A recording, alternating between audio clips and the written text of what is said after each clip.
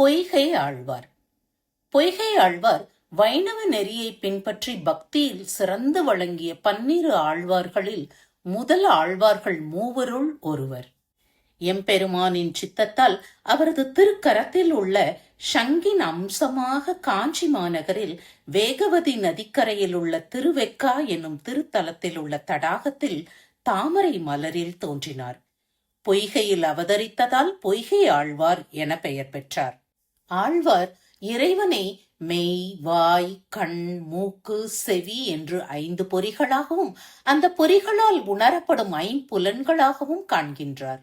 மேலும் நிலம், நீர், நெருப்பு, காற்று, வான் என்னும் 5 பூதங்களாகவும் அழிவற்ற மெய்ஞானமாகவும் ஞானமுடையார் செய்யும் வேள்வியாகவும் அறமாகவும் கண்டு மகிழ்கின்றார். இங்ஙனமெல்லாம் தானாய் விளங்கும் இறைவனுக்கு சின்னஞ்சிறு அகல் விளக்கு ஏற்ற விரும்பவில்லை அவர். இறைவன் தகுதிக்கு ஏற்ப பெரிய விளக்கேற்ற உள்ளம் கொண்டார். எனவே இம்மண் உலகத்தையே தகழியாக கொண்டார். அதனை வளைத்து கிடக்கும் பெரிய கடல் நீரையே நெய்யாக வார்த்தார். அக்கடற்பரப்பின் ஒரு விளிம்பிலே தோன்றுவது போல காட்சியளிக்கும் உதய ஞாயிறையே அதிலேற்றும் சுடராக்கி ஞான விளக்கேற்றி வழிபட்டார். அது அகவிருள் அகற்றும் விளக்காதலால் உலக மாயையே உண்மையெனக் கருதி இருக்கும் ஆன்மாக்களுக்கு வீடு பேரளிக்கும் என்பது அவர் நம்பிக்கை ஆகும். திருமாலின் மேலாம் தன்மையை விளக்குவதே ஆழ்வார்களின் நோக்கம். 1000 தெய்வங்களை மக்கள் வணங்கினாலும் அத்தெய்வங்களுக்குள் முதன்மையானோர் சிவன், திருமால், பிரம்மன் ஆகிய மூவருமே என்றும் அவருள்ளும் முதன்மையானவர் கடல் நிறம் கொண்ட திருமாலே என்றும் உறுதிபட பேசுகிறார் இந்த ஆழ்வார். பொய்கை ஆழ்வார் பாடிய 100 அந்தாதிகளின் தொகுப்பு ஸ்ரீமன் நாதமுனிகளால் முதல் திருவந்தாதி என தொகுக்கப்பட்டது.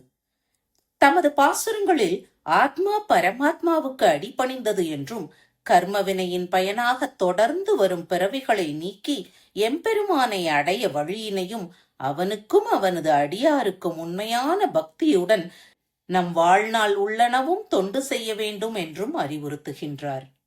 ஸ்ரீ பொய்கை ஆழ்வாரின் இயற்றல் அந்தாதி பாணியில் அமைக்கப்பட்டது. அந்தாதி என்பது ஒரு தனித்துவமான தமிழ் கவிதை வடிவம். அந்த் என்றால் கடைசி என்றும் ஆதி என்றால் தொடக்கம் என்றும் பொருள். எனவே கவிதையின் கடைசி அல்லது முடிவு வார்த்தை அடுத்த செய்யுளின் முதலாவதாக மாறி ஒரு மாலையை போல வச்சனங்களை இணைக்கும் வகையில் எழுதப்பட்டுள்ளது. இறைவனின் பாஞ்சஜன்யம் என்ற சங்கின் அவதாரமாக நம்பப்படுகின்ற பொய்கை ஆழ்வார் ஐப்பசி மாத வளர்பிறை அஷ்டமி திதியில் திருவோணம் நட்சத்திரத்தில் அவதரித்தார்.